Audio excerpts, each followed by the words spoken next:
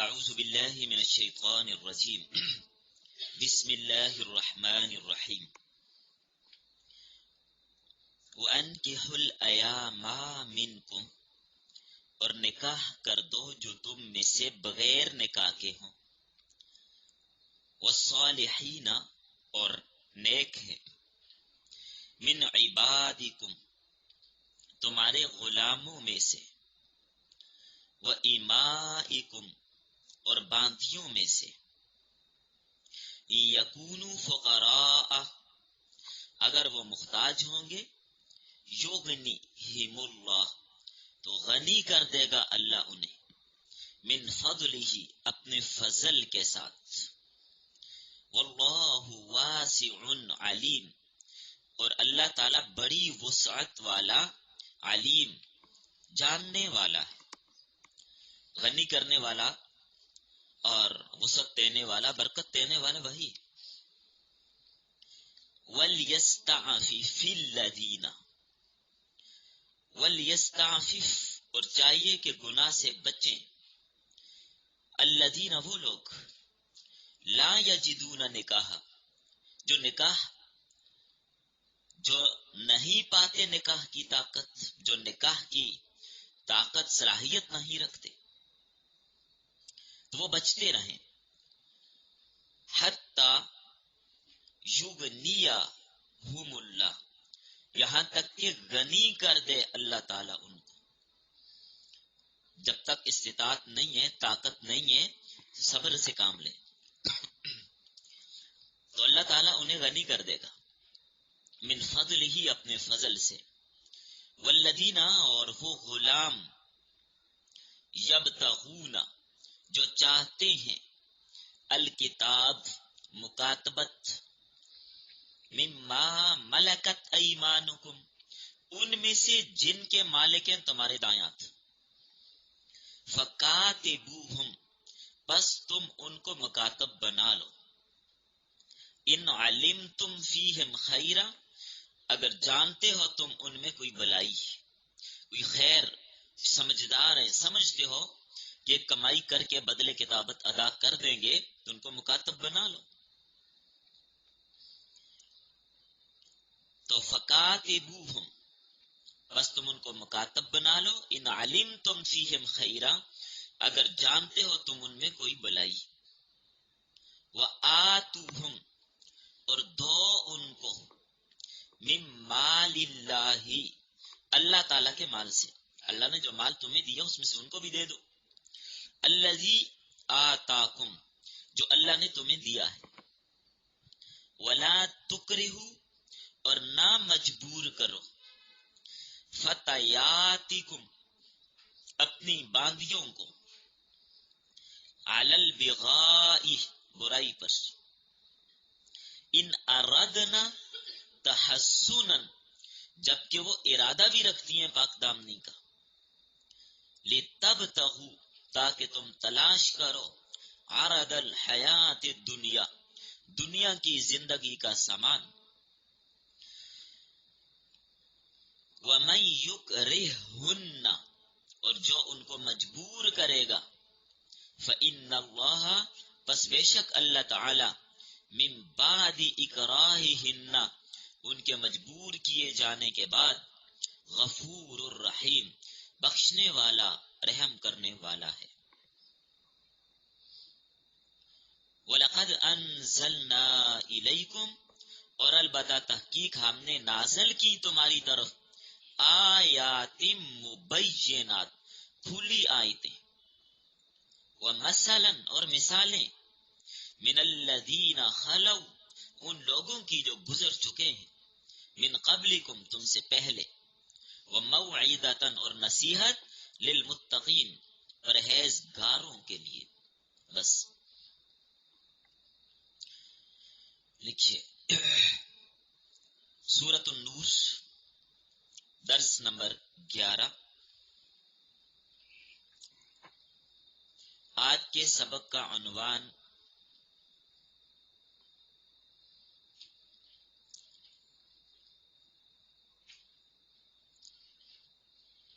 حکم نکاح، حکم صبر،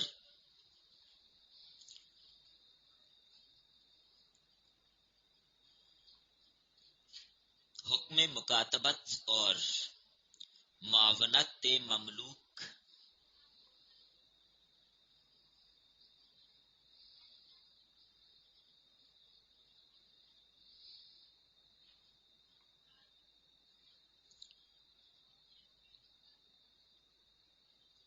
اور باندیوں کو برائی سے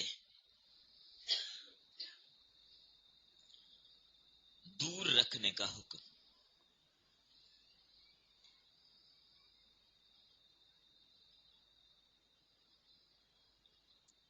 سبق کا ربط۔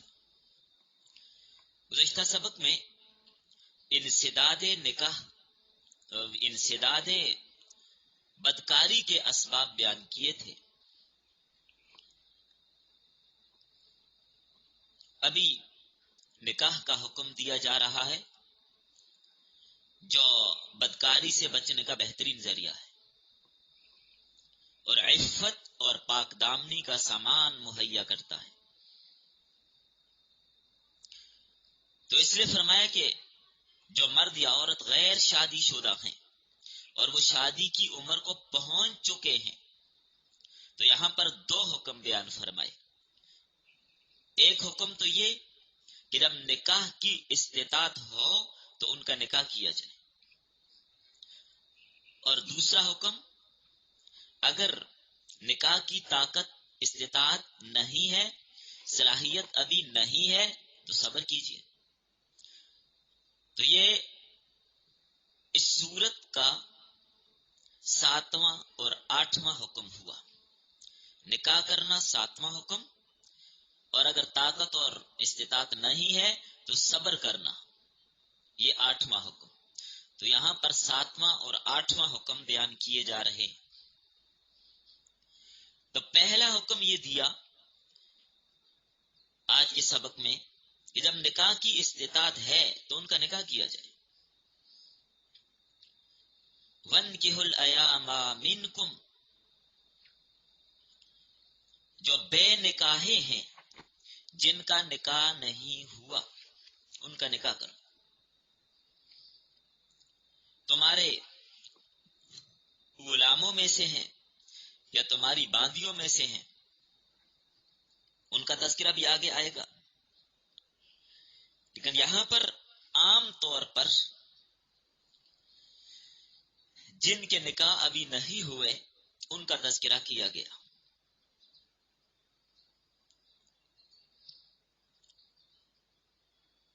بعض اوقات نکاح نہ کرنا یہ بھی برائی کا ذریعہ بن جاتا ہے، چونکہ اللہ تعالیٰ نے انسان کے اندر یہ فطرت رکھی ہے۔ تو اس لیے جب بچہ بچی نکاح کی عمر کو پہنچ جائیں، اب ٹال مٹول نہیں کرتے رہنا چاہیے۔ یہ اپنی برادری میں رشتہ نہیں ملتا، فلاں نہیں ہوتا، فلاں نہیں ہوتا، جہاں پر مناسب رشتہ ملتا ہے وہیں پر رشتہ کیجیے۔ یہ برادری والا جو ذہن بنا ہوا ہے اس کو چھوڑنا ہوگا، ختم کرنا ہوگا۔ اب سوال یہ کہ کسی کی برادری میں لڑکیاں ہی نہ ہو، کدھر سے لائے گا؟ یا کسی کی برادری میں لڑکی ہی نہ ہو، کس کو اپنی لڑکی دے گا؟ اس لیے یہ غلط نظریہ اور غلط موقف ہے۔ جب ہم سر مل جائے، کف مل جائے، وہ کسی بھی برادری کا ہے، جب برابری ہے تو برادری نہ دیکھیے،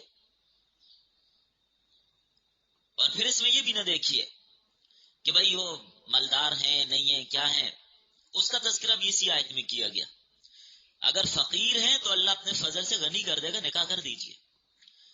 جی بچہ ابھی کام پہ نہیں لگا، ابھی نوکری نہیں لگی، ابھی یہ نہیں ہوا، ابھی بچی یہ کر رہی ہے، ابھی اس نے پی ایچ ڈی کرنی ہے، ابھی اس نے فلاں کرنا ہے، پھر جا کے رشتہ دیں گے، اس وقت رشتے کی عمر اس کی نکل چکی ہوتی ہے، پھر رشتہ لینے کو ہی نہیں آتا۔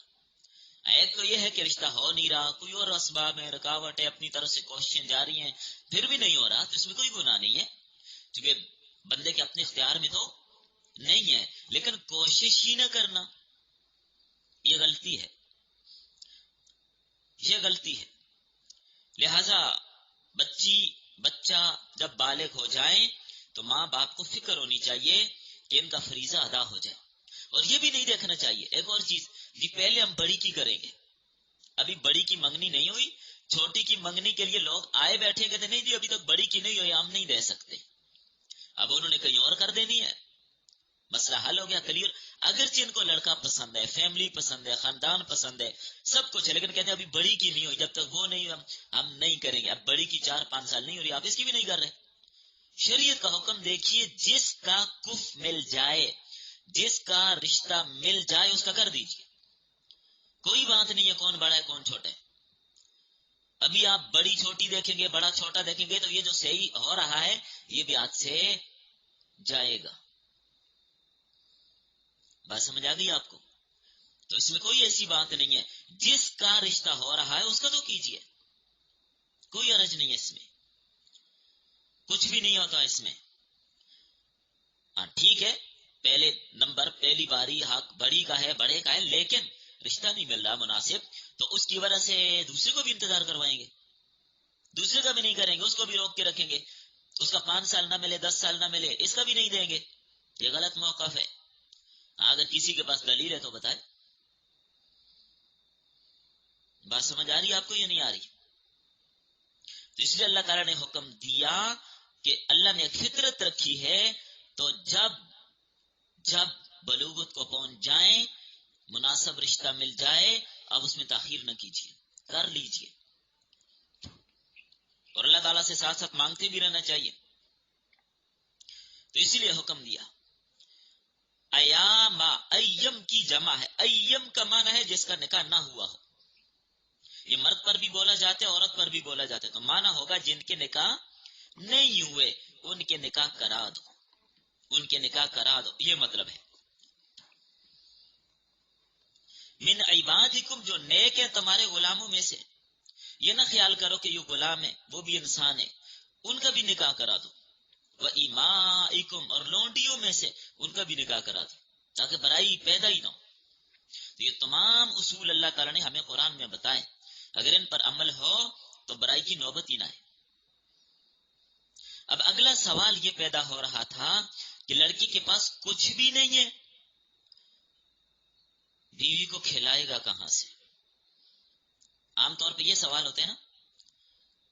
قرآن نے اس کا جواب دیا، تم نکاح کرو، کھلانا ذمہ داری تمہاری نہیں ہے.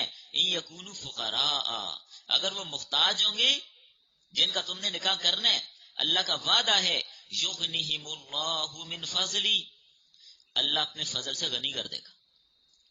یہ تو غیبی سبب ہے اور ایک ظاہری سبب ہے. جب تک آدمی پر بوجھ نہ پڑے اہل و عیال کا تو بندہ بے فکر رہتے. اب آپ کتنی بیٹے کی ملازمت نہیں لگی، کام نہیں کرتا، ہم نہیں شادی کرتے. ابھی اللہ کے بندو شادی کرا دو، خود ہی کام کرے گا، اس لیے کہ بوجھ پڑ گیا. ایک اور دوسرا، اللہ تعالیٰ بھی اپنا فضل فرما دیں گے کہ اس کو غنی کر دیں گے، فقیر نہیں رہے گا. جلالین کے حاشیے میں غالباً حضرت عمر رضی اللہ تعالی عنہ کا قول نقل کیا گیا ہے کہ جو آدمی شادی سے پہلے امیر ہونا چاہتا ہے بے وقوف ہے، شادی سے پہلے امیر نہیں ہوتا. سمجھ آ گئی بات؟ تو اس لیے جب اسباب موجود ہیں، استطاعت طاقت موجود ہے، رشتہ مناسب مل گیا لڑکے لڑکی کا، کر دیجیے فوراً. اس میں رکاوٹ نہ بنیے، تاخیر نہ کیجیے. اور دوسرا حکم، جب نکاح کی استطاعت نہیں ہے وہ صبر کرے. صبر کا بہترین طریقہ روزے رکھنا ہے. روزے رکھیں، یہ روزہ ڈھال ہے، باعث حفاظت ہوگا. اس کی برکت سے ظاہری گناہ بھی ہوگا اور اس کی برکت سے اللہ تعالیٰ گناہ سے بچائیں گے بھی. غنا بھی حاصل ہوگا، گناہ سے بھی بچت ہوگا. تو برائی سے بچنے کا دوسرا طریقہ بتایا، فَإِنَّ الصَّوْمَ لَهُ وِجَاءٌ، بے شک روزہ اس کے اس قوت کو کچلے گا، اس کو کچلے گا، بچنا اس کے لیے آسان ہوگا. اب 1-2 روزے رکھنا مراد نہیں، کثرت کے ساتھ روزے رکھنے مراد ہے. جب کثرت کے ساتھ روزے رکھے تو اللہ تعالیٰ اس کے لیے آسانی فرما دیں گے.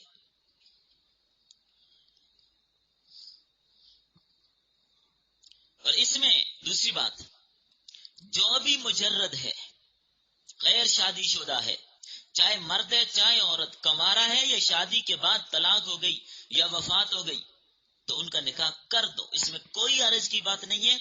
اور بعض معاشروں میں، بعض فیملیوں میں، بعض علاقوں میں، بعض قبیلوں میں جو یہ ذہن بنا ہوا ہے کہ بیوہ کو دوبارہ شادی نہیں کرنی چاہیے، متعلقہ کو دوبارہ شادی کرنا عیب سمجھا جاتا ہے، یہ نظریہ رکھنے والے قرآن کے صریح مخالف ہیں، یہ اللہ کے حکم کے باغی ہیں.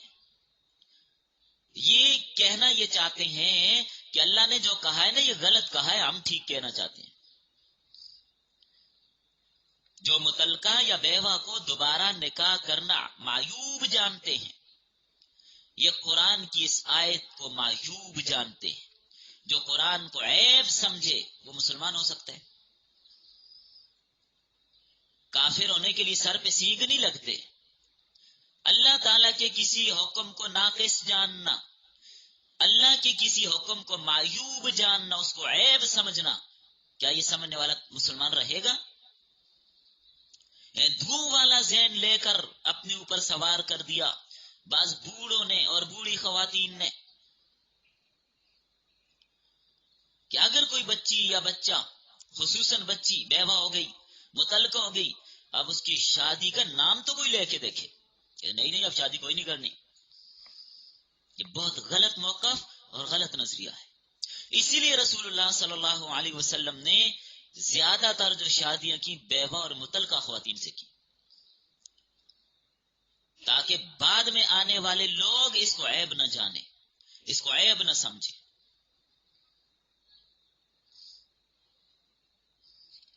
تو اس لیے یہ کوئی عیب کی بات نہیں ہے. اگر کوئی بیوہ یا متعلقہ ہے، اس کے ساتھ کسی نے دوسری شادی کر لی ہے، تو اس کو جتنا اجر اللہ تعالیٰ دیں گے کوئی اندازہ بھی نہیں لگا سکتا. اس لیے اس کا سہارا بنا، اس کا سہارا بنے، یہ اس کی معاونت کی ہے اس نے. ایک بہت بڑے شیخ گزرے ہیں، ارے شیخ عبداللہ رحمہ اللہ. کوئی بیوہ خاتون تھی، اس کا کوئی سہارا آسرا نہیں تھا. ان تک پیغام پہنچا، اللہ نے ان کو بڑا مال دولت دیا تھا، استطاعت تھی، انہوں نے اس کے ساتھ شادی کر لی، دوسری شادی ہو گئی. چھٹیوں میں مدرسے کی چھٹیاں ہوئی، اپنے علاقے میں گئے، گاؤں کا جو بندہ بھی دیکھتے کہتے مولانا عبداللہ ہم آپ کو بڑا شریف آدمی سمجھتے تھے. دوسرے سے ملتے ہیں، مولانا عبداللہ ہم تو آپ کو بڑا شریف آدمی سمجھتے تھے، آپ نے شادی کر لی ہے. یہ ہے ہندوؤں والا ذہن جو آج مسلم معاشرے کے اندر، بلکہ اس مسلم معاشرے کے آج کے خصوصاً پاکستان کے مسلمانوں کے اندر، باہر نہیں، ان کے رگ و ریشے میں پیوست ہو گئے. تو یہ بہت غلط موقف اور غلط نظریہ ہے اور قرآن کے احکامات کے صریح مخالف ہے. اور فرمایا باندھیوں میں سے جو نکاح کے لائق ہیں ان کا بھی نکاح کر دو، تاکہ ان کے اندر بھی طہارت اور پاکیزگی آئے. وہ فقیر ہیں، محتاج ہیں، اللہ اپنے فضل سے غنی کر دے گا، پریشان ہونے کی ضرورت نہیں ہے. دینے والا کون ہے؟ لینے والا بھی وہی ہے، دینے والا بھی وہی. وہ سب کا حال جانتا ہے، تنگستی کو فراخی سے بدل دے گا. جب اللہ کا وعدہ ہے کہ نکاح کے بعد فراخی دوں گا، تو اب اگر کوئی پاک دامنی کی خاطر نکاح کرے گا تو کیوں فراخی نہیں آئے گی؟ آ جائے گی انشاءاللہ. بڑے بڑے پڑھے لکھے لوگ کہتے ہیں جی بیٹے کی عمر اتنی زیادہ ہوئی، شادی کیوں نہیں کرے؟ کماتا کچھ نہیں. بھئی اب شادی کا بوجھ ڈالیں پھر دیکھیں کماتا یا نہیں کماتا. تاخیر کس چیز کی جب اللہ تعالیٰ خود فرما رہے ہیں کہ ہم غنی کریں گے. اور یہ موقع پہلے نوکری لگے گی، اچھی جاب ہوگی، اچھی ملازمت ہوگی، پھر جا کے شادی کریں گے. ایسا نہیں ہوگا. شادی ہوگی تو جاب بھی اچھی ہو جائے گی. خود اب اس پر بوجھ پڑے گا، ذمہ داری سمجھے گا، ورنہ کوئی ذمہ داری کو ذمہ داری نہیں سمجھنا اس نے. اور نکاح کو ہم نے خود ہی مہنگا بھی کر لیا. صرف نکاح پر لاکھوں لگا دیتے ہیں، صرف نکاح پر لاکھوں لگا دیتے ہیں، خود ہم نے مہنگا کیا. تو یہ بھی ایک غلط موقف اور غلط نظریہ اپنا لیا کہ میراثیوں کے بغیر نکاح نہیں ہوگا، حال لینے کے بغیر نکاح نہیں ہوگا. اور اس کے ساتھ جناب جب تک 500 لوگوں کا نہ بلائے نکاح نہیں ہوگا، اور اس نکاح کے موقع پر جب تک رسم و رواج اور کم نہ جلائیں نکاح نہیں ہوگا. یہ سب ہم نے اس کو بذات خود مہنگا کیا. نکاح کیا ہے بھائی؟ مسجد میں بیٹھیں، چند افراد ادھر کے آ جائیں، چند ادھر کے آ جائیں، نکاح کا خطبہ ہو جائے، ایجاب قبول ہو جائے، اس کے بعد تھوڑی کھجوریں تقسیم کر دیں، نکاح ہو گیا، بات ختم. اس میں کون سا لمبا چوڑا کام تھا؟ چلے رجسٹرڈ کروانا وہ تو ایک حکومتی ضرورت ہے، ایک ثبوت ہے آپ کے پاس، دلیل ہے، کیونکہ اس دور میں ثبوت اور دلیل چاہیے، اس کے بغیر کام نہیں چلتا. اس کو رجسٹر کروا دیجئے. باقی اور کیا مشکل کام ہے نکاح میں؟ کون سی بات ایسی ہے جو ناممکن ہے؟ ہم نے خود ہی اس کو مشکل کیا کہ جب تک میراثی نہیں ہوں گے اس وقت تک نکاح نہیں ہوگا، جب تک ڈھول ڈمکے والے نہیں ہوں گے اس وقت تک نکاح ہی نہیں ہوگا. اور بعض اوقات تو وہ لوگ عام حالت میں وہ کہتے ہیں جی ہمارے پاس تو کھانے کا بھی کچھ نہیں ہے، لیکن میراثیوں کے پاس ماشاءاللہ ان کے پاس بھی آ جاتے ہیں. میراثیوں کو دینے کے لیے، میراثی بلانے کے لیے اور ڈم ڈم کروانے کے لیے ان کے پاس بھی اچھا خاصا آ جاتا ہے. یہ کہاں سے آتا ہے؟ سوال تو یہ ہے.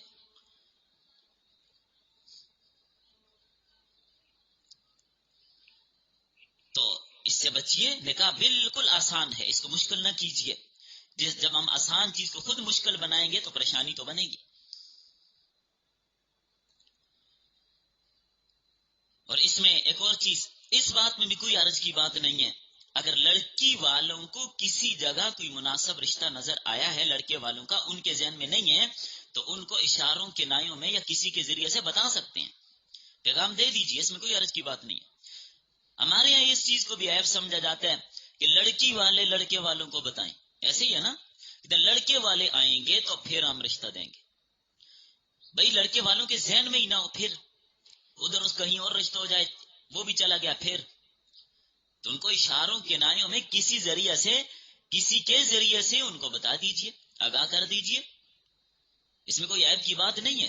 اور بعض لوگ اس کو بھی معیوب سمجھتے ہیں کہ لڑکی والے لڑکے والوں کو کہیں کہ رشتہ لے لیں، حالانکہ اس میں کوئی عیب کی بات تو نہیں ہے. صحابہ کرام کے زمانے میں حضرات صحابہ خود بھی اپنی بچیاں دوسروں پر پیش کرتے تھے، اس میں کوئی عرض نہیں ہے. بلکہ چلیں اس میں ٹھیک ہے، اس میں اتنا کوئی نہیں ہے. بعض اوقات ایسے ہوتا ہے کہ حضرات صحابہ کرام تو خود اپنا رشتہ بھی پیش کر دیتے تھے. اور آج کل اس معاشرے کے اندر اگر کوئی لڑکا خود جا کر کسی کے گھر کہے کہ بھائی میں نے آپ کے گھر رشتہ کرنا ہے، شاید واپس وہاں سے نہ آئے. وہ کیا خیال ہے؟ تو بہرحال ٹھیک ہے، والدین کے ذریعے سے کرے، اچھی بات ہے، لیکن میں جو بتا رہا ہوں اس میں کوئی قباحت نہیں ہے، اس میں شرعاً کوئی قباحت نہیں ہے جس کو ہم نے کبھی سمجھ لیا. بعض چیزیں لوگ خاندانی طور پر اپنی ناک کے خلاف سمجھتے ہیں، جیسے مشرکین کچھ باتوں کو اپنی ناک رکھنے کے خلاف سمجھتے تھے نا. بچی پیدا ہوتی ہے اس کو زندہ درگور کر دیتے تھے، کوئی رشتہ مانگنے نہ آ جائے. کچھ لوگوں میں اب بھی یہ تصور موجود ہوتا ہے، ذہن یہ ہوتا ہے آج بھی. فرمایا اور جو لوگ نکاح کی طاقت نہیں رکھتے، بالکل اس سے عاجز ہیں، وہ صبر کریں، اپنی عفت کا خیال رکھیں، روزے رکھیں، تو اللہ تعالیٰ کوئی نہ کوئی صورت ان کے لیے بھی پیدا کر دے گا. تو 2 حکم یہ، 7واں اور 8واں حکم. حکم نہم، مکاتبت اور مملوک کی معاونت. 9واں حکم، جن غلاموں کے اندر کسب معاش کی صلاحیت دیکھو ان سے مکاتبت کر دو اور ان کی مدد بھی کرو تاکہ وہ آزاد ہو جائیں اور حسب مرضی شادی کر سکیں اور اپنا گھر آباد کر سکیں. جب وہ مکاتبت کرنا چاہیں تو ان سے مکاتبت کر لینی چاہیے. ابھی ترجمے میں بات واضح ہوگی. تحریر لکھ دی جائے. مکاتبت کیا ہے ذرا پہلے اس کو سمجھتے ہیں. زمانہ قدیم میں غلام ہوتے تھے.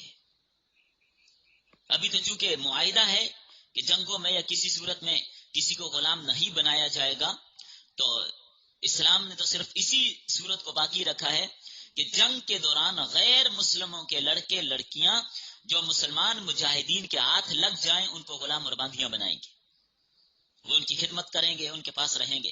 پھر اس کو مل کے یمین اسی لیے کہتے ہیں کہ جو لشکر کا امیر ہوتا ہے وہ دائیں ہاتھ کے ساتھ پکڑ کر اس کا دایاں ہاتھ کسی مجاہد کے دائیں ہاتھ میں پکڑا دیتا تھا. ملک یمین، ملک یمین اسی لیے کہتے ہیں. تو یہی ان کا ایجاب و قبول ہوتا تھا. تو اگر باندھی ہے تو اس سے میاں بیوی والے تعلقات بھی جائز تھے بغیر کسی نکاح کے، لیکن بشرطے کہ وہ یہود اور نصارہ کی لڑکی ہو، اس کا عقائد یہود و نصارہ والے ہوں. اب یہاں پر دیکھیے، غلام اور جتنے بھی صورتیں اور طریقے تھے اسلام نے ان کو کالعدم قرار دیا. باقی جتنے بھی زمانہ جاہلیت میں تو لوگوں کے بچے اٹھا کر چرا کر ان کو بیچ کر غلام بنا لیتے. یا بعض اوقات ایسے ہوتا کوئی آدمی غریب ہوتا خود ہی کسی کو پاس جا کر کہتا کہ بھائی مجھے آپ اپنے پاس رکھ لو، میں غریب آدمی ہوں، مجھے کھلاتا پلاتا رہے اور مجھے اپنا غلام بنا رہے. ایسا بھی ہوتا تھا. وہ اس کو غلام بنا لیتا، جب تک چاہتا رکھتا آگے بیچ دیتا، وہ پھر بکتا رہتا، چلتا رہتا سلسلہ. اور بعض اوقات اپنے بچوں کو دوسروں کو دے دیتے کہ بھائی ہمارے پاس کھلانے پلانے کے لیے کچھ نہیں، یہ لو آپ رکھو سنبھالو. وہ ان کو اپنا غلام بنا لیتے. کئی صورتیں ہوتی تھی، لیکن اسلام نے سب کو کالعدم قرار دیا. اور اسلام نے غلام آزاد کرنے کی فضیلتیں بیان کی، فضائل بیان کی، غلام آزاد کرنا آزاد. اور اس کے لیے اب یہ مکاتبت بھی اسی میں سے ہے. مکاتبت یہ کہتے ہیں غلام اپنے آقا سے کہے کہ آقا صاحب میں صلاحیت رکھتا ہوں، سمجھدار آدمی ہوں، آپ مجھ سے بدلے کتابت کر لیں. وہ کیا؟ میں آپ کو اتنے پیسے دوں گا، آپ اس کے عوض مجھے آزاد کر دیں. آقا تحریر لکھ کے دے کہ بالکل ٹھیک ہے، آپ اتنے پیسے مجھے دے دو تو آپ میری طرف سے آزاد ہو. اب یہ مکاتب غلام کمائی کرے گا، محنت کرے گا، تو لا کر اس کو دیتا جائے گا قسطوں میں، اور وہ پیسے پورے کرے گا، آزاد ہو جائے گا. اس کو کہتے ہیں مکاتبت. یہ غلام ہے مکاتب. تو دیکھیں، ورنہ تو یہ بھی ہو سکتا ہے کہ کوئی اور خرید کر آزاد کر دے، یا کوئی خرید کر اپنا غلام بنا لے، یا خرید کر آزاد کر دے. کئی صورتیں ہو سکتی ہیں، لیکن مکاتبت یہی ہے کہ تحریر لکھ دی جائے، معاہدہ طے پا جائے کہ آقا غلام سے کہتا ہے کہ ٹھیک ہے اتنے پیسے آپ مجھے دے دینا، جب یہ پورے ہو جائے گی تم آزاد ہو جاؤ گے. تو اس کا مسئلہ یہاں پر بیان کیا کہ ان کے ساتھ تم مکاتبت کر لو. جب وہ صلاحیت اور استطاعت رکھتے ہیں، آپ سمجھتے ہو یہ پیسے کما کر مجھے دے گا، وہ ہوشیار ہے، نہ سمجھ نہیں ہے، نادان نہیں ہے، یہ محنت کر کے کما کر پیسے لا کر مجھے دے دے گا. اب بعض غلام معزول پھر تجارت ہوتے ہیں، آقا ان کو تجارت کی اجازت دیتا ہے کہ تم تجارت بھی کر سکتے ہو. اور بعض ہوتا ہے مدبر. مدبر کیا ہوتا ہے؟ آقا یہ کہہ دے کہ میرے مرنے کے بعد تو آزاد ہے، تو یہ مرنے کے بعد آزاد ہو جائے گا. تو اب اس کو بیچنا بھی جائز نہیں ہوتا، مرنے کے بعد یہ ویسے بھی آزاد ہو جائے گا. ایک تو مطلقاً غلام ہوتے ہیں جو خالص غلام، قین جس کو کہا جاتا ہے، مکمل طور پہ غلام ہے. اب وہ آقا کے مرنے کے بعد وراثت میں تقسیم ہوتا تھا، لیکن آقا اگر کسی غلام کو کہتا ہے کہ میرے مرنے کے بعد تو آزاد ہے، تو یہ مدبر ہو گیا، آزاد ہو جائے گا مرنے کے بعد. تو یہ مکاتبت بھی اسی میں ہے کہ ان کے ساتھ تعاون بھی کر لو، کچھ نہ کچھ مال انہیں خود بھی دے دو تاکہ وہ تمہیں آزاد کر دیں، تمہیں ادا کر کے اس میں کوئی نہ کوئی صورت نکال سکیں. بلکہ ایسے غلام کو آزاد کرنے کے لیے اس کو زکوٰۃ بھی دی جا سکتی ہے تاکہ اپنے آپ کو آزاد کروا لیں. تو غلاموں کو مکاتبت اور ان کے ساتھ تعاون کرنے کے سلسلے میں یہ نواں حکم یہاں پر بیان کیا گیا. حکم دہم، یہ مکاتبت سمجھ آ گئی سب کو. حکم دہم، 10واں حکم. 10واں حکم دیا جا رہا ہے وَلَا تُكْرِهُ فَتَيَاتِكُمْ عَلَى الْبِغَاءِ. یہ 10واں حکم ہے. عرب میں دستور تھا زمانہ جاہلیت میں، وہ کیا کرتے تھے؟ باندیاں خریدتے تھے، اور جو باندی جتنی حسین و جمیل ہوتی تھی اس کی قیمت زیادہ لگتی تھی. وہ باندیاں خرید کے لاتے تھے، اور ان باندیوں کو لانے کے بعد ان کو کمائی کا ذریعہ بنا دیتے تھے. ان باندیوں سے پیسہ کماتے تھے. اب پیسہ کمانے کا طریقہ ان کے ہاں کیا تھا؟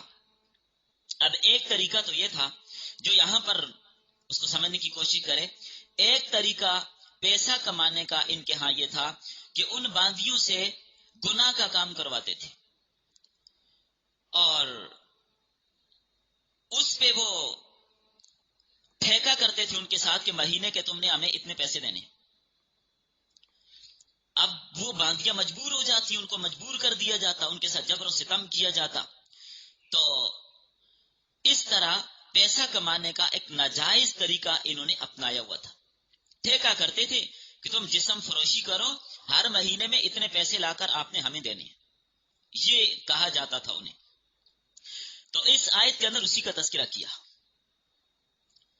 اسی کی طرف اشارہ کیا، چونکہ یہ لوگ ان کے ساتھ زیادتی کرتے تھے، وہ نہ چاہتے ہوئے بھی اب اس کی باندھی ہوتی تو نہیں تو مار پٹائی کرتے، اور کوئی حل نہیں نکلتا تھا، کوئی راستہ نہیں ہوتا تھا تو جبر و ستم کرتے تھے ان پہ۔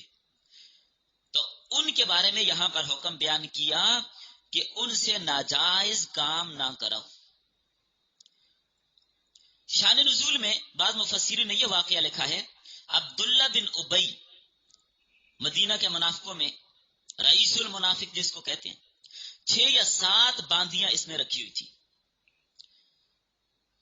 اور بعض مسلمان ہو گئی تھی، لیکن یہ ان پر جبر کرتا تھا کہ تم نے یہ کام کرنا ہی کرنا ہے، مجبور تھی اپنے مالک کے ہاتھوں وہ بیچاریاں، زبردستی کرتا، مار پٹائی کرتا اگر وہ انکار کرتی تو انہوں نے آ کر نبی صلی اللہ علیہ وسلم کو شکایت کی۔ اللہ نے یہ حکم نازل کر دیا کہ اپنی باندیوں کو برائی پر مجبور مت کرو، وہ پاک دامنی چاہتی ہیں، پاک دامنی کے ارادہ کرتی ہیں، اور تم ان سے کبھی کام کرواتے ہو۔ فرمایا یہ بہت ہی بری بات ہے کہ تم دنیا کے مال کے لالچ میں لونڈیوں کو بدکاری پر مجبور کرتے ہو۔ فرمایا جو ان کو مجبور کرے گا تو اس کا گناہ اس کے مالک پر ہوگا جو انہیں مجبور کرتا ہے، حالانکہ لونڈیاں ایسا نہیں کرنا چاہتی، جہاں تک ان کی ذات کا تعلق ہے فإن اللہ، تو بے شک اللہ تعالیٰ ان کو بخشنے والا ہے، اللہ تعالیٰ ان کو بخش دے گا، اللہ تعالیٰ ان کو معاف کر دے گا، اس لیے کہ ان کا کوئی قصور نہیں ہے، وہ تو بیچاریاں مجبور ہیں، جبر کیا جا رہا ہے ان کے ساتھ۔ اسی لیے یہ اصول ہے کہ جس کو مجبور کیا جائے، جبر کیا جائے، اس پر تو سزا بھی جاری نہیں ہوتی دنیا میں بھی۔ ترمذی کے اندر ایک روایت موجود ہے کہ ایک عورت کے ساتھ زبردستی کی گئی، جب معاملہ نبی صلی اللہ علیہ وسلم کے سامنے پیش ہوا تو اس عورت نے اپنی بے بسی کو بیان کر دیا کہ میں بے بس تھی، جبر کیا گیا، اس پر نبی صلی اللہ علیہ وسلم نے اس عورت کو چھوڑ دیا، اس پر کوئی سزا نہیں ہے۔ یہ ترمذی کے اندر روایت موجود ہے۔ تو اس لیے یہ باندیاں ان کے ساتھ جبر کیا گیا، ان کے ساتھ اکراہ کیا گیا، یہ تو پاک دامن رہنا چاہتی ہیں، اپنے آپ کو بچانا چاہتی ہیں، لیکن اس کے باوجود آقا ان کے ساتھ جبر و ستم کرتے تھے، تو اس لیے ان کا حکم بیان کر دیا کہ ان کا کوئی قصور نہیں ہے، ان پر کوئی گناہ بھی نہیں ہوگا۔ تو اس آیت کے اندر اس کی وضاحت فرما دی گئی۔ تو احکام عاشرہ بیان کرنے کے بعد 10 احکامات بیان کیے، یہ 10واں حکم تھا۔ اللہ تعالیٰ نے احسان ذکر کیا، اپنے امتنان کو ذکر کیا کہ میں نے تمہیں ہدایت دی اور تمہیں نصیحت کی۔ تو 10 احکام بیان کرنے کے بعد جو نفس کو رذائل سے پاک کرنے کے لیے ہیں، خاتمے میں بندوں پہ جو احسانات کیے، بندوں کو جو ہدایت دی اور نصیحت کے لیے احکام جاری کیے، تو فرمایا تاکہ تم رذائل سے بچ سکو، جس سے دل صاف اور منزہ ہو جائے، بطور احسان اس کا تذکرہ کیا کہ میں نے تمہارے اوپر احسان کیا ہے۔ اور وہ جو آپ نے سورۃ المؤمنون میں پڑھا تھا والذین هم لفروجهم حافظون، اور قد افلح المؤمنون، جو وعدہ کیا گیا تھا اس کے اہل بن جاؤ۔ فرمایا تحقیق تمہاری ہدایت کے لیے تمہاری طرف واضح اور روشن دلائل نازل کیے، جس سے حلال اور حرام، خبیث اور طیب کے فرق کو سمجھو۔ گزشتہ امتوں کا حال بھی تمہارے سامنے بیان کیا، جنہوں نے اللہ کے احکامات کی مخالفت کی اور بے حیائیوں کے مرتکب ہوئے، ان کی مثالیں اور واقعات بھی بیان کیے تاکہ تم عبرت حاصل کرو، نصیحت پکڑو، اور اللہ تعالیٰ کے متعلق اللہ تعالیٰ نے جب تمہیں یہ احکامات دیے تو اللہ کے بارے میں اچھا گمان رکھو اور اللہ کے متقی بندے بن جاؤ، اللہ تعالیٰ کے ساتھ تمہارا تعلق مضبوط ہو جائے، صالح اور پرہیزگار بندے بن جاؤ، اور طیبین کی صف میں داخل ہو جاؤ، یہ مقصود ہے۔ تو یہ جو فرمایا نا اس آیت میں، کچھ مثالیں اور حال بھی بیان کیا جو تم سے پہلے گزر چکے، یہ واقعات تمہارے سامنے بطور نمونہ ہیں تاکہ انہیں دیکھ کر عبرت حاصل کرو، سن کر عبرت حاصل کرو، یہ بطور نمونہ ہے عبرت حاصل کرنے کے لیے۔ ان عبرت آموز واقعات میں ام المؤمنین حضرت عائشہ رضی اللہ تعالیٰ عنہ پر جو تہمت لگائی گئی، منافقین نے جو الزام لگایا، پھر اللہ تعالیٰ نے حضرت عائشہ کی برات کا اعلان کیا۔ بالکل اسی قسم کا واقعہ سورہ یوسف میں آپ نے پڑھ لیا، اور یوسف کے ساتھ بھی پیش آیا جب زلیخا نے آپ پر زیادتی کے الزام لگایا، مگر اس کے خاندان کے بچے نے پاک دامنی اور حضرت یوسف علیہ السلام کے حق میں گواہی دے کر ان کی پاک دامنی کو ثابت کر دیا۔ حضرت عیسیٰ علیہ السلام کی پیدائش پر حضرت مریم کے ساتھ بھی یہی سلوک کیا گیا اور انہیں الزام دیا گیا، خود حضرت عیسیٰ نے بول کر آپ کی برات کا اعلان کر دیا۔ بہرحال ناجائز طور پر تہمت لگانے کی یہ مثالیں تاریخ عالم میں موجود ہیں، جن کی طرف اشارہ کر کے اللہ نے یہاں فرمایا ہے کہ ہم نے تمہارے سامنے سابقہ لوگوں کی کچھ مثالیں اور واقعات بھی بیان کیے ہیں جن میں عبرت کا سامان موجود ہے۔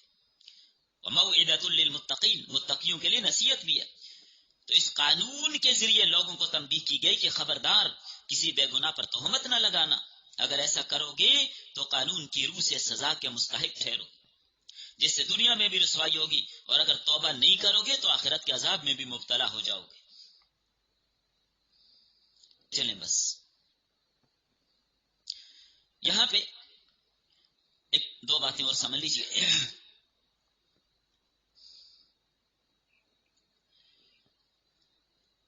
یہ مختلف نظام رائج ہیں بعض علاقوں میں، بعض قوموں میں۔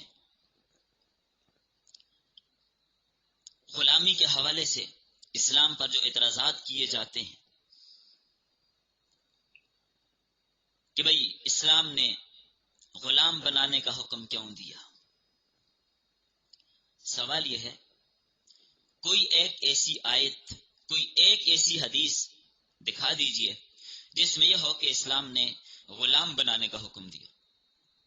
ہاں، ایسی حدیث تو ڈھیروں دکھائی جا سکتی ہیں کہ جن میں غلام آزاد کرنے کا حکم دیا، غلام آزاد کرنے پر فضیلتیں بتائیں، کفارات میں غلام آزاد کرنے کی ترغیب دی، کفارہ قسم ہے غلام آزاد کرو، زہار ہے غلام آزاد کرو۔ غلام آزاد کرنے کا حکم تو ہے، بنانے کا حکم اسلام میں نہیں ہے۔ تو اسلام نے تو کبھی نہیں کہا کہ غلام بناؤ، اسلام نے نہیں کہا، تو پھر یہ کیا ہے؟ بھئی پہلے ہی سے لوگوں کے ہاں غلام بنانے کا سلسلہ چلا آ رہا تھا، پہلے سے اسلام نے نہیں کہا کہ تم غلام بناؤ، صرف جو غلط طریقے تھے اسلام نے ان کو کالعدم کر دیا۔ جنگ کے موقع پر جو غلام بنایا جاتا تھا اسلام کے اندر وہ باقی رہا، حکم اسلام نے نہیں دیا، پہلے سے ہی سلسلہ چلاتے، ہزاروں سال تک غلامی کا سلسلہ دنیا میں چلتا رہا۔ نزول قرآن کے زمانے میں بھی یہ رواج پوری دنیا میں تھا۔ پرانے زمانے میں مختلف اقوام کے درمیان جنگیں ہوتی تھی، جس کے نتیجے میں فریقین کے کچھ لوگ مارے جاتے، کچھ قیدی بنائے جاتے۔ جنگ کے اختتام پر قیدیوں کی قسمت کا فیصلہ ہوتا، جس کی عام طور پر 4 صورتیں ہوا کرتی تھی۔ پہلی صورت یہ تھی کہ جنگ کے دونوں فریق جنگی قیدیوں کا تبادلہ کرتے۔ کیا مطلب؟ 10 بندے آپ ہمارے چھوڑیں، ہم 10 آپ کے چھوڑ دیں گے، سمجھ آ رہی ہے نا بات؟ دوسری صورت یہ تھی کہ قیدیوں کو فدیہ لے کر رہا کر دیا جاتا، یا بلا معاوضہ چھوڑ دیا جاتا کہ بھائی فی قیدی مجھے 10,000 روپیہ تو ہم چھوڑتے ہیں فدیہ۔ اور ایک صورت، تیسری صورت یہ تھی کہ قیدیوں کو قتل کر دیا جائے۔ فدیہ لے کر چھوڑنے کی کوئی مثال کسی کو یاد ہے؟ جنگ بدر۔ تیسری صورت یہ تھی قیدیوں کو قتل کر دیا جائے، اور چوتھی صورت یہ تھی کہ انہیں لونڈیاں یا غلام بنا لیا جاتا۔ تو اس طرح بنائے گئے لونڈی غلام جس شخص کے حصے میں آتے وہ ان کا مالک سمجھا جاتا، اور لونڈی غلام کی حیثیت ایک عام مال کی ہوتی، مالک ان سے ہر طرح کی خدمت لے سکتا، دیگر مال کی طرح ان کی خرید و فروخت بھی ہوتی۔ غلاموں اور لونڈیوں کی اولاد بھی غلام اور لونڈیاں بن جاتے۔ اس طرح دنیا بھر میں لونڈی غلام کا ایک وسیع سلسلہ رائج تھا۔ جب اسلام آیا تو اس نے اس رواج کو ختم فوراً نہیں کیا، بلکہ اسے جاری رکھا، روا رکھا، البتہ اس کے خاتمے کے لیے ترغیبات پیش کی۔ کفر اور اسلام کی جنگوں کے نتیجے میں مسلمانوں کے ہاتھوں میں بھی بہت سے قیدی آتے۔ اسلامی حکومت ان قیدیوں کو بطور لونڈی یا غلام مجاہدین میں تقسیم کر دیتی۔ حاصل کرنے والا چاہتا تو غلام کو آزاد کر دیتا، یا اس سے خدمت لیتا رہتا، یا اسے فروخت کر دیتا۔ کسی لونڈی کا کسی شخص کی ملکیت میں آنا یہ نکاح کے قائم مقام ہی سمجھا جاتا، اس لیے کہ نکاح کے ذریعے بھی کوئی عورت کسی مرد کی ملکیت میں دی جاتی ہے، تو لونڈی کا مالک بھی بغیر نکاح کے اس سے فائدہ اٹھا سکتا تھا۔ اگر کوئی لونڈی پہلے سے منکوحہ ہو تو اس سے استفادہ حاصل کرنے سے پہلے اس کے لیے استبراء رحم ضروری ہوتا تھا کہ کہیں یہ حاملہ وغیرہ نہ ہو، انتظار کیا جاتا۔ پھر مالک اپنی خوشی سے اس لونڈی کا نکاح کسی دوسرے شخص سے اگر کرنا چاہتا تو بھی کر سکتا، لیکن اپنے ساتھ اپنی باندھی کا نکاح نہیں کر سکتا، دوسرے کے ساتھ اس کا نکاح کر سکتا ہے، کسی کو اس میں مداخلت کی ضرورت نہیں ہوتی۔ اسلام نے اس نظام میں اصلاح کی ہے، غلاموں کو ان کے حقوق دلوائے، ان پر ظلم و زیادتی کرنے سے منع کیا، لوگوں کو باور کرایا کہ غلامی یہ غیر فطری چیز ہے، کیونکہ فطری طور پر ہر انسان کیا ہے؟ آزاد۔ اسلام نے غلاموں کی آزادی کے لیے ترغیبات پیش کی، اس کے لیے بہت سے مواقع پیدا کیے۔ اب مختلف قسم کے کفارات، جیسے ابھی میں نے خلاصہ میں عرض کیا، قسم توڑنے کے کفارے کے طور پر جتنی چیزیں بیان کی ان میں غلام کی آزادی سر فہرست ہے۔ روزے کے کفارے میں بھی غلام آزاد کرنے کو حکم دیا، اگر اتنی طاقت نہ پائے تو پھر 60 متواتر روزے رکھے یا 60 مسکینوں کو کھانا کھلائیں۔ اگر کوئی آدمی زہار کا ارتکاب کرتا ہے، اپنی بیوی کو ماں بہن کے ساتھ تشبیہ دے رہا ہے، تو اگرچہ یہ شخص زہار کا مرتکب ہوا تو اپنی بیوی کو ماں بہن کے ساتھ جب تشبیہ دے دیے تو اب ایسا کہنے سے طلاق تو نہیں ہوتی، مگر جب تک کفارہ ادا نہیں کرے گا قریب نہیں جا سکتا۔ اس کفارے میں بھی پہلا نمبر غلام آزاد کرنے۔ اس طرح قتل خطا میں دیت کے علاوہ کفارہ بھی ادا کرنا ہوتا ہے، جو کہ غلام آزاد کرنے۔ ترغیب کے سلسلے میں قرآن کریم نے غلام کی آزادی کو فک رقبہ کے ساتھ تعبیر کیا۔ سورۃ البلد کے اندر بھی اس کا تذکرہ موجود ہے کہ لوگ اونچی گھاٹی پر کیوں نہیں چڑھتے، آگے فرمایا یہ اونچی گھاٹی کیا ہے؟ یہ غلام آزاد کرنا ہے۔ تو مطلب یہ ہے کہ غلام کی آزادی بہت بڑا خیر کا ذریعہ بتایا گیا جسے اہل ایمان سر انجام دیتے رہے۔ تو اسلام نے غلام کی آزادی کے راستے کو مختلف طریقوں سے ہموار کیا تاکہ یہ رواج ہمیشہ کے لیے ختم ہو جائے۔ یہ تو اس زمانے کی بات ہے، آج دنیا میں دیکھ لیں کہ اس طرح کی شخصی غلامی کا رواج بالکل ختم ہو چکا ہے۔ اسلام پر اکثر اعتراض کیا گیا کہ اس نے غلامی کو روا رکھا، جو کہ اچھا نہیں ہے۔ تو اس ضمن میں مفسرین فرماتے ہیں کہ اسلام نے غلامی کے رواج کو صرف جائز قرار دیا ہے، اس کو برداشت کیا ہے، مگر اس کو لازم قرار نہیں دیا، اس کو لازم قرار نہیں دیا۔ اب بعض لوگ کہتے ہیں جی عورت کی حکمرانی جائز نہیں ہے تو فلاں خاتون حکمران رہی، تو کیوں اس کی حکمرانی؟ بھائی اس کی حکمرانی آئی تو کس نے جائز کہا؟ برداشت کیا صرف۔ تو اس کے بجائے اسلام نے غلامی کے خاتمے کے لیے طرح طرح کی ترغیبات دیا، جیسا کہ پہلے بیان کیا، ان کی آزادی کے لیے کئی ایک صورتیں نکالی۔ اور آج کے سبق میں جو آیت پڑھی گئی، مکاتبت بھی غلاموں کی آزادی کا ایک ذریعہ ہے، جس کی نہ صرف ترغیب دی گئی بلکہ اللہ کے دیے ہوئے مال سے خرچ کر کے غلاموں کی آزادی کا حکم دیا گیا ہے۔ یعنی اگر کسی غلام کو مکاتبت کے لیے مالی امداد کی ضرورت ہو تو اس میں بھی دریغ نہ کرو، دو سے اور آزاد کراؤ اس کو۔ سورۃ توبہ میں اللہ تعالیٰ نے زکوٰۃ کے 8 مصارف بیان فرمائے، جن میں ایک مصرف غلاموں کی آزادی بھی ہے۔ غلام آزاد کرنے کے لیے مال لگاؤ تاکہ وہ آزاد ہو جائے۔ اور پھر ایک اور بات، اجتماعی غلامی۔ اجتماعی غلامی، چونکہ یہیں پر غلام کا تذکر آ گیا تو مجھے یاد آیا کہ ہم نے اشتہار کے اندر اس بات کی طرف اشارہ کیا تھا، سورۃ النور کے اندر مکاتبت اور غلامی کے اصول۔ تو تھوڑی سی بات سمجھ لیجئے، اس وقت دنیا میں شخصی غلامی تو نہیں ہے، شخصی غلامی تو دنیا میں، البتہ اجتماعی غلامی ہے یا نہیں ہے؟ اجتماعی غلامی عام ہے، شخصی غلامی سے بھی زیادہ خطرناک ہے۔ اس وقت دنیا کی بڑی طاقتوں نے غریب اور چھوٹے ملکوں کو کیا کیا ہوا ہے؟ غلام بنایا ہوا ہے کہ نہیں؟ پورا پورا ملک غلام ہے، پوری پوری قوم غلام ہے جناب۔ اقتصادی غلامی کا یہ حال ہے کہ امداد کے نام پر قرض دیا جاتا ہے اور اس پر سود لیا جاتا ہے۔ غلام نہیں ہے کیا؟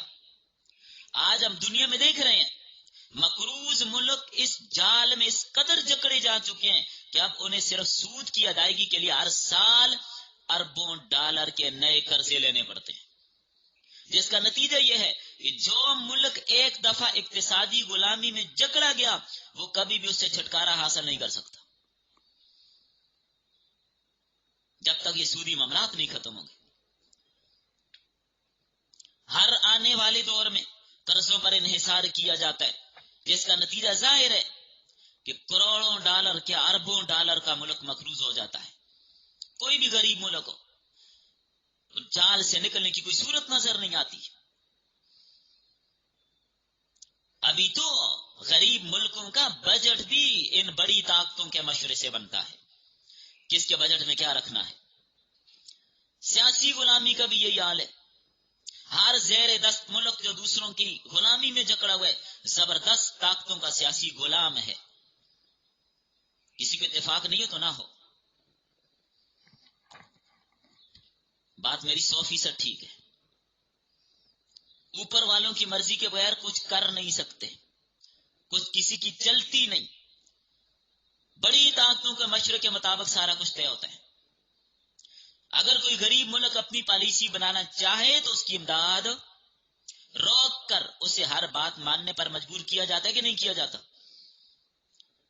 دنیا میں کتنے انٹرنیشنل مسائل پیدا ہوئے، اس کا حل کیا ہوتا ہے؟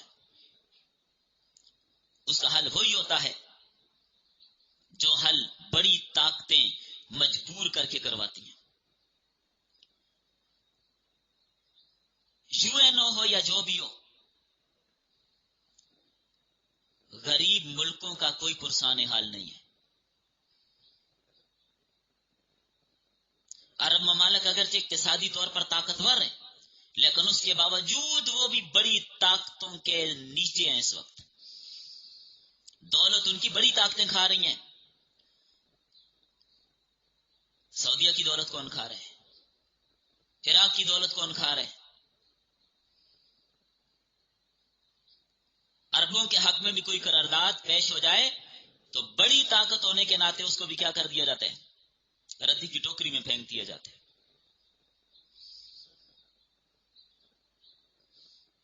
یہ ہے مسائل کہ اس وقت ہم اجتماعی غلامی کے اندر جکڑے ہوئے ہیں۔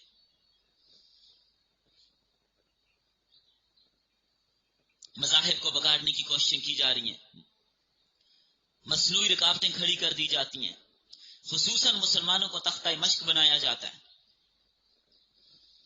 ہر جگہ پر یہی حال ہے۔ تو اس اجتماعی غلامی میں مغلوب قوموں کا اخلاق اور تہذیب بھی تباہ ہو گیا۔ معاشرتی طور پر ان کی عادات، ان کے خصائل بدل گئے۔ لوگ مذہب سے بیگانہ ہو گئے، اپنے رسم و رواج بھول گئے، اپنا کلچر اور تہذیب بھول گئے، غیروں کا طریقہ اپنا لیتے ہیں۔ تو غالب اقوام کی اداؤں پر، ان کے چال ڈھال پر، ان کے فیشن پر، ان کے رنگ و روپ پر فخر کرتے ہیں، ان کا لباس پہن کر ہم بڑے لوگ ہیں۔ تو آہستہ آہستہ انہی کی زبان، انہی کے اخلاق کو اپنانے کی کوششیں کی جاتی ہیں۔ یہی کچھ ہوا، اور آگے بس اللہ سے دعا ہی ہے، اللہ تعالیٰ خیر کا معاملہ فرمائے۔ تو یہ ہے غلامی، جس کے بارے میں نے تھوڑا سا اشارہ کر دیا۔ اگرچہ شخصی غلامی آج کل نہیں ہے، لیکن اجتماعی غلامی موجود ہے۔ اجتماعی طور پر تمام غریب ممالک بڑی طاقتوں کے اس وقت غلام ہیں، بغیر ان کے چاہنے، کہنے، مرضی کے کچھ بھی نہیں کر سکتے۔ چلیں اب بس